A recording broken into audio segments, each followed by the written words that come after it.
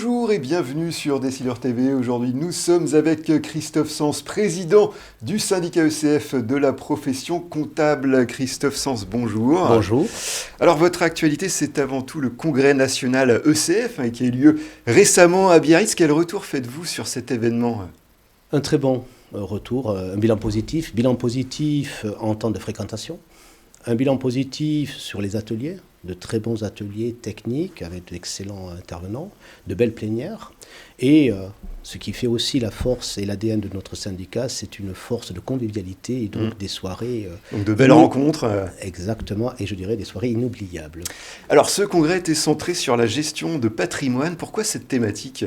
Alors c'était une volonté de mon prédécesseur, Jean-Luc Flabeau, qui souhaitait revenir 15 ans après sur les terres de Biarritz, où il y a donc 15 ans, on avait planté une petite graine qui s'appelait la gestion patrimoniale. Ouais, vous aviez déjà retenu ce thème, effectivement. Et c'était une volonté de Joseph Zorniotti de vouloir commencer à avoir une approche auprès des particuliers. On était répertorié auprès des dirigeants, des chefs d'entreprise, bien évidemment des entreprises, mais pas du particulier. Donc c'était une manière de commencer à rentrer sur ce marché du particulier. Et aujourd'hui, on peut constater qu'il a eu raison, puisque 15 ans après, on a un bel arbre. Ça a bien marché. On a un super arbre, on a une reconnaissance au sein de l'ensemble de la profession et au-delà dans la gestion patrimoniale au sein de l'ECF. Évidemment, on a le CEP, on a des séminaires de stratégie patrimoniale. Ouais, donc c'est un sujet qui prospère. Voilà, et c'est un sujet d'actualité toujours et d'actualité toujours. Et alors au-delà de la gestion de patrimoine, selon vous, quels pourraient être les autres axes de développement pour les cabinets comptables ?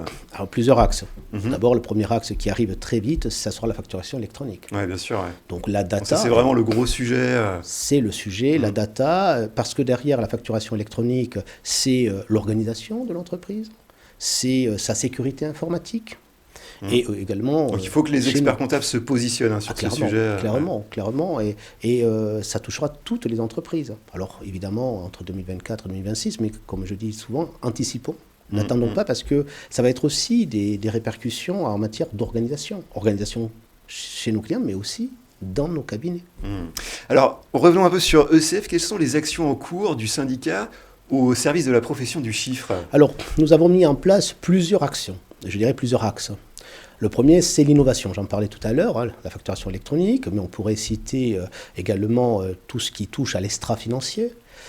Innover donc dans la comptabilité, innover dans l'organisation, innover dans la relation avec nos clients. On l'a vu pendant le confinement où on a développé la visioconférence. Donc ça, c'est le premier axe. Le deuxième axe, c'est de toujours revendiquer nos compétences fiscales, nos compétences sociales. Le troisième point très important, c'est la formation.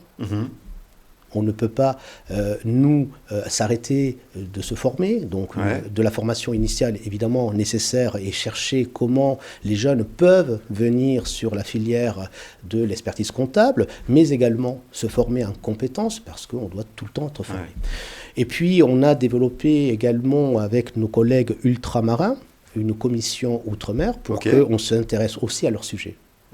Et puis, dernier point que nous développons profondément, c'est ECF Service, qui est notre coopérative au service de la profession, qui s'occupe évidemment des particuliers au travers de l'impôt sur le revenu, mais également de la gestion patrimoniale et pour finir, de la facturation électronique.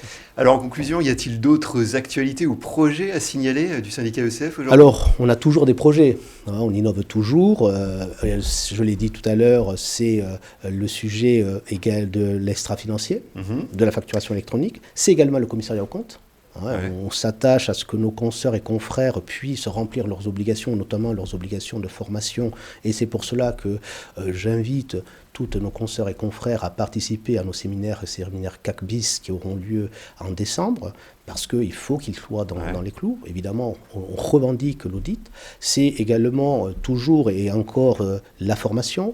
C'est de soutenir également l'action que mène aujourd'hui le Conseil national de l'ordre des experts comptables au travers de la labellisation des écoles, mais aussi ce que fait le CRO de Paris et la CRCC de Paris au travers de Super Expertise. Donc on développe. Beaucoup de projets. Voilà, donc on soutient où on innove nous-mêmes. Hein, mais si je devais vous dire un mot, c'est innover, toujours innover. Très bien, on va finir là-dessus. Merci pour cette intervention, Christophe Sens. Merci à vous. À toutes et à tous de nous avoir suivis. C'était l'interview du Monde du Chiffre. À très bientôt sur Décideur TV.